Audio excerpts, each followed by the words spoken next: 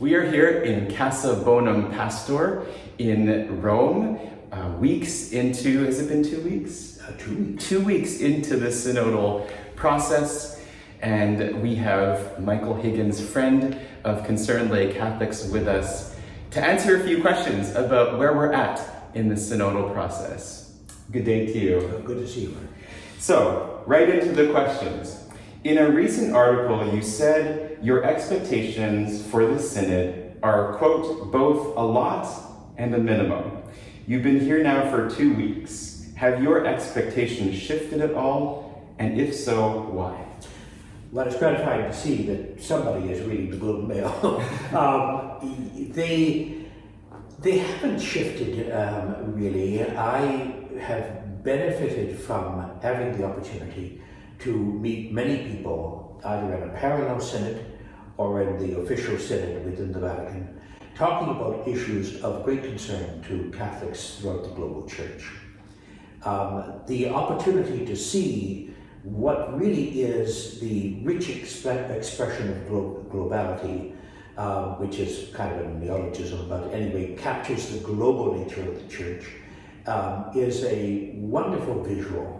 And it's been supported by so many things associated with the official synod, from the opening liturgy to the gatherings in the aula, sitting around the tables and whatnot.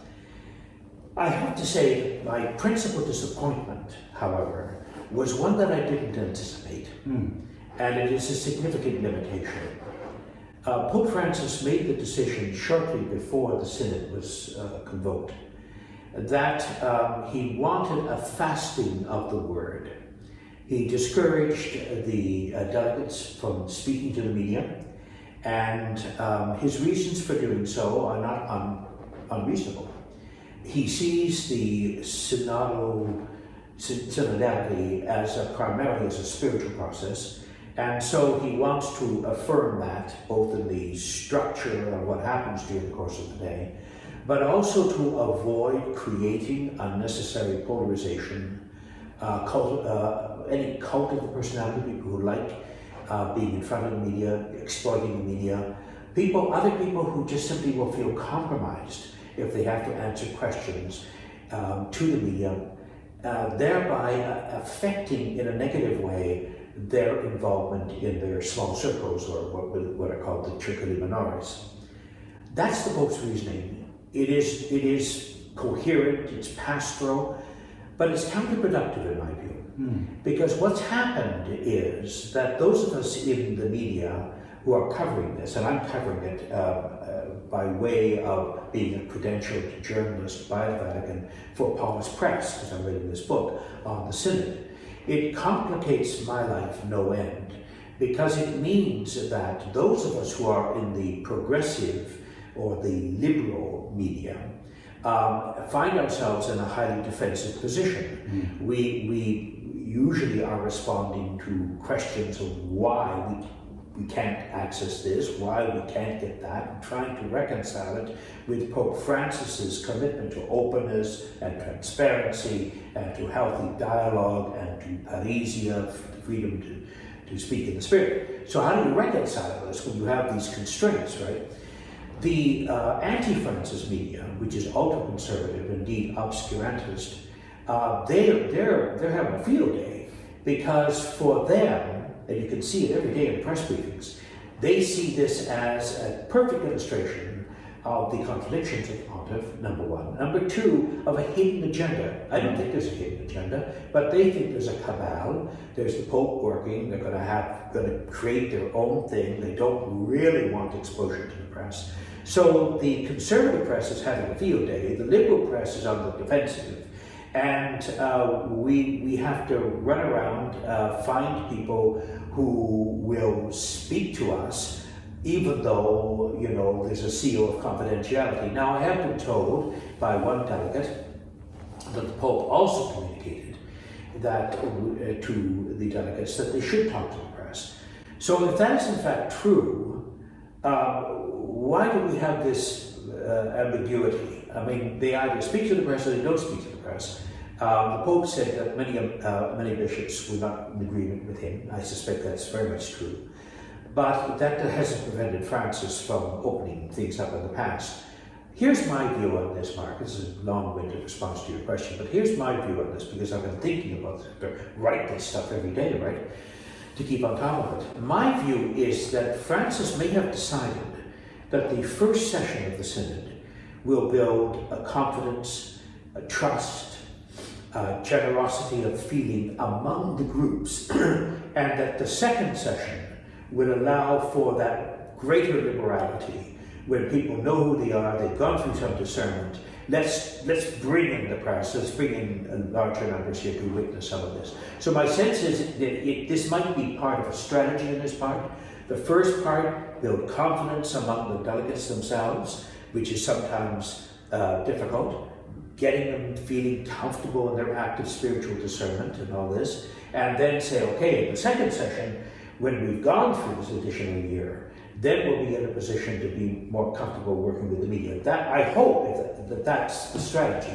If it's not, I fear that this move will be counterproductive. It works against the better interests of the Synod to have any kind of foreclosure of information. Well, it sounds like your suspicion might have great wisdom to it. How does that, I'm curious, compare to past synods? Were they much more open to speaking to media, allowed to speak to media? Do you know? Well, that's a very good question, because I've covered several synods in the past, but all the synods that I covered were John Paul II synods, and they were notorious for being fully scripted. Mm-hmm. At least two cardinals, one from Kinshasa and one from Newark, have made it abundantly clear that they were bishops at previous synods, and they are bishops now at this synod. And they say there's no comparison. Mm-hmm. The previous synods, they knew what the outcomes were before they entered the synod hall. Now there's freedom in the agenda. And these two cardinals are greatly liberated by this experience. So yeah, of course it's got an element of chaos to it, but they're liberated by it because, well, we can talk our minds, right? The interesting thing is, I was talking to Christopher White, who is the Vatican correspondent for the National Catholic Reporter, and he was telling me he's covered previous Francis synods, and he said that they were more open than this one. Also, the earlier synods during the Benedict era and John Paul II, what happened was there were, even though you had a tight control of the material, bishops, and there were only bishops, by the way, only bishop delegates at those synods, up until Francis, they could publish their interventions, they could write articles, they could give interviews. So they often shaped conversation back at the table, the Circoli Minoris, because of their public stand on certain things. We have a famous example of Archbishop de la Chasson from Mountain, who was very annoyed by something that came up, and he talked to the press, and as a consequence, some changes and nuances were made. So it's a strange phenomenon, really. It's a bit of a contradiction. So you had a pope that was really tightly in control of things, yet there was a certain freedom among the delegates in relationship to the media, and then you have a pope who's very much open, wants free discussion, loves scrums, goes to the back of an airplane, answers questions willy-nilly, is trying to control access to the media. So it does seem like a contradiction. The only thing I can think is that he sees this as part of a policy of spiritual discernment, building up that trust, and then build from that trust, moving to the next level of full exchange.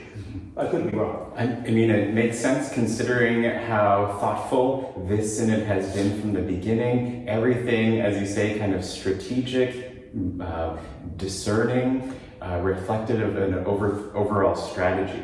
And huge investment in consultation, reports, surveys. No synod, including the Second Vatican Council, was as prepared, was as detailed in anticipation, documents, data than this one. Cardinal Tobin quite rightly said, you know, in the past you had the lineamenta and they had the instrumental remorse. That was it, and it ended up in a post-synodal paper document. That's not the case anymore. We had enormous input, and there'll be a preliminary report, and then there'll be a final report going to the Pope and everything else. So there are ways in which this is a much more democratic process. But it's a selective democratic process because it's leaving large numbers of people out of the field. What else do you discern as being different at this synod than previous synods that you've covered? Right from the beginning, Mark, it's a significant and foundational change. The previous synods were really in-house, tribal, episcopal matters. They could concern the laity. In fact, there was a synod on the laity, a synod on marriage, a synod on religious life, synod on this and whatever. And then because there are different kinds of synods. There are the regular synods, there are the extraordinary synods, and then there are the special synods. So there's a whole apparatus here. But the end result of many of them, with the exception of Francis's synods, Amazonia and whatever, have been characterized by their in-house referentiality. We received the lineamenta, we received the instrumentum laboris, we were present occasionally as auditores that could come in and watch the Synod fathers get up and give their intervention and sit down, the Pope completely oblivious or indifferent to what was going on. There used to be the comment that during the John Paul II Synod, the Pope would be up at the front writing the document that they were talking about, or alternatively reading his breviary. And we went in, and there he was, reading his breviary. I mean, the bishops, there's no interaction. Each one got up, sat down, the next one got up, sat down, nobody interacted, and the Pope seemed indifferent to it all. So I think Benedict was a little better at it, actually. Francis changed that whole dynamic, Mark, and as a consequence, the Synod isn't a tribal affair. The Synod is about the world. It is about the global church. It is about issues involving all Catholics and their evangelical witness to the world. So the whole argument of the Synod is inclusion, participation, communion, the realization that the church has to move forward as the gospel of love. Now, how do you do this if you have dissension, you have division, you have confusion, whatever? Well, you bring people together and you listen to the voice of the church worldwide, and then you synthesize it, and then you work on ways subsequently of implementing it. It's not a revolution that's going to result in massive structural change. It's a revolution in consciousness. The Pope is conscientizing the Synod participants and saying, this is the way we move forward as a church for the future, if we want to have a future. And it seems to me that he's going about it the right way, with the exception of this embargo on communication between delegates and the media. Now, we do have press briefings pretty well every day. They're boring beyond belief.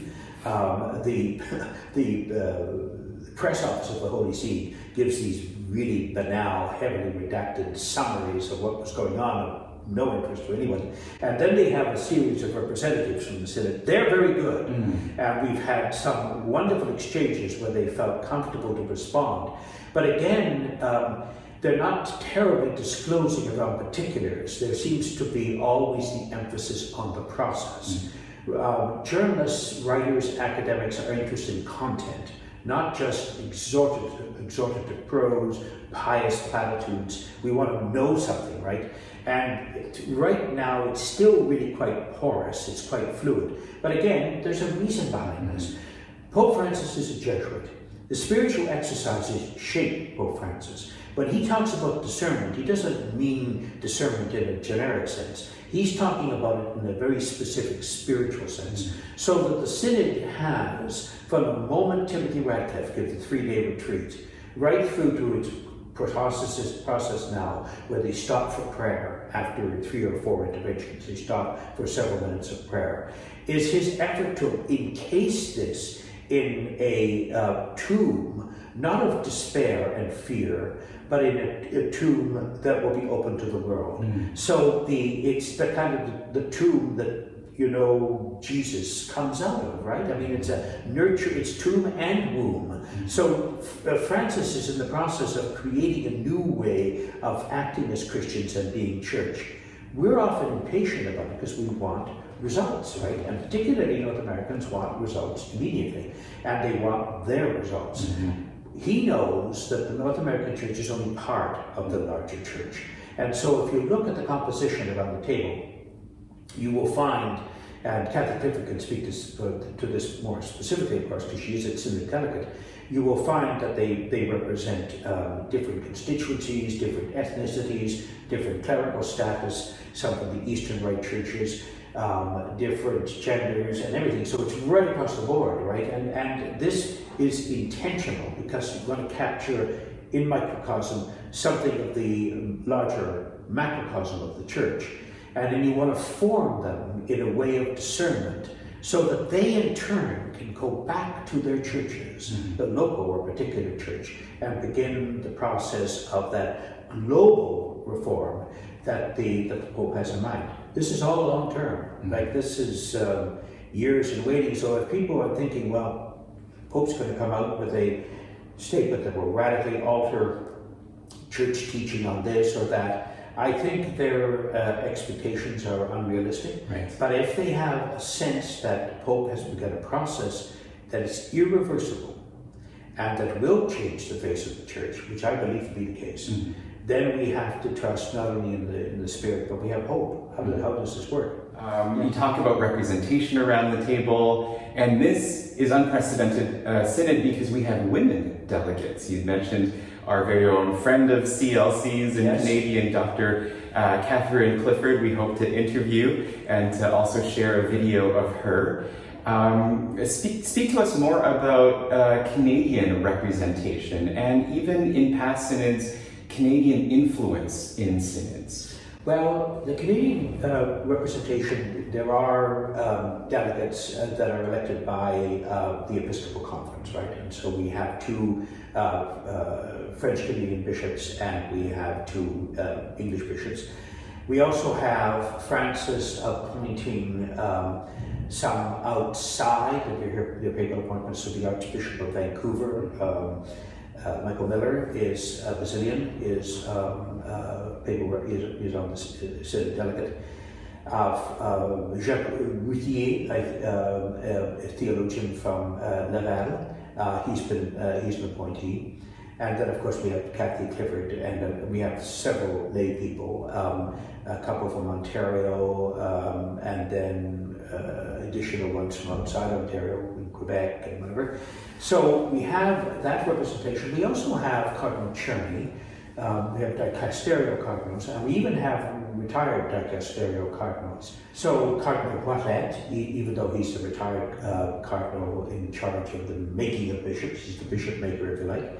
He's retired now and been replaced by the American Augustinian, but he's here at the Synod, and he's Canadian. Cardinal Michael Cherney, who is a Jesuit and very close to the Pope, and is the prefect of the dicastery for human development and migrants, and a major player who has also been co-author with the Pope on various things and translator.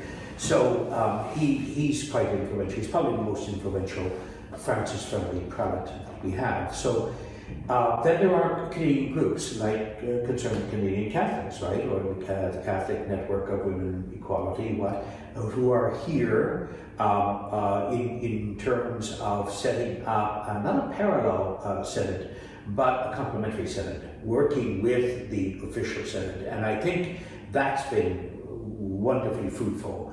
Perhaps we haven't worked out all the bridges that need to be built, and I think that will be post-synodal. But I think the Canadian presence is a strong one. I left out the primate of the Canadian Church, who seems to be enjoying a fair degree of papal favor these days, and is an affable, intelligible, and intelligent bishop, Gerald Lacroix. Yes. He's here in quite a serious capacity, actually. He the other day he was the president delegate at the press conference and handled himself very well, I thought. So, and I understand he'll be involved in the writing of the... Yes, he will be. He'll be involved with the writing of the synthesis report. So there is a Canadian presence which I think is strong, stronger than some recent synods, but not as strong as the representation we had in the 80s. I think that's attributable to two factors. One is the quality of bishop that we had in the 80s. And two, that they operated more in tandem. I have a sense that the Canadian Conference of Catholic Bishops is more disparate and disunited than it's ever been. And my hope is that in some respect, people who are here for the Synod will go back, particularly Bishop Bill McPatten from Calgary, because he's the president of the Episcopal Conference, will be able to say, well, these were great things that we had, and we as a national church need to do some things around this. In the past, the Canadian Church has been a leader. It was a leader in the immediate post-Second Vatican Council church. It was a leader throughout the 70s. It had a number of prominent churchmen who took strong positions, who were players, both in the Vatican and in Canadian context. We haven't had that for a while. And maybe this will be a wonderful opportunity for generating new energy and leadership. Our last question is for the Canadian people. How are we called as baptized people to be like Francis, to be like Jesus in this renewal to reach out, to share the joy of the gospel to our world that needs this? What can Canadian Catholics do? Well, I think first of all, they have to recover, I think, a sense of hope and a sense of joy. We're not a people, or should not be a people of faith, who are gloomy, apocalyptic, despairing, and angry. And so much of what we are in the church these days is that. We're polarized, we have doubt deeply the authenticity of our adversaries rather than affirm them.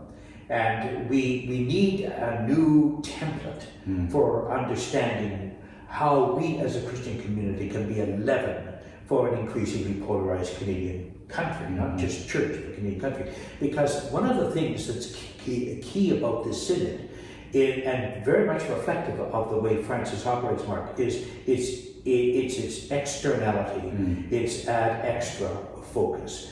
He doesn't like synods and discussions and convocations and gatherings that are tribal and self-referential. He wants to break that down. This is ecclesia speak. We're talking about ourselves all the time. We're talking about our deficiencies and everything else. We have to be progressive, out in public, witnesses to what Cardinal Schönborn calls the gospel of love. So if we're going to do that, then we have to be seen to be doing it.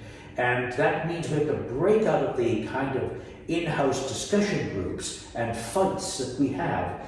Now, the American Catholic Church is much worse off than the Canadian Catholic Church, but there are ways in which some of that acrimony has bled into the Catholic Church. That's where I think the leaders, the bishops, have to take strong positions. They have to say no to certain things rather than say yes to everything in the hope that they will get moneyed support for some project. Because the Catholic Church is a diverse church, they have to be open to all kinds of ministries. They do and they don't. They have to exercise pastoral discernment. And there are groups that are potently divisive. And they run counter to human rights, and they run counter to the best traditions of the Council. And they shouldn't be allowed to flourish in any diocese. And this isn't being dogmatic, it's just simply being faithful to the Council. And if they don't know that, then they should go back to school and learn it. So it is rather critical that we as a Canadian church begin also to talk to each other.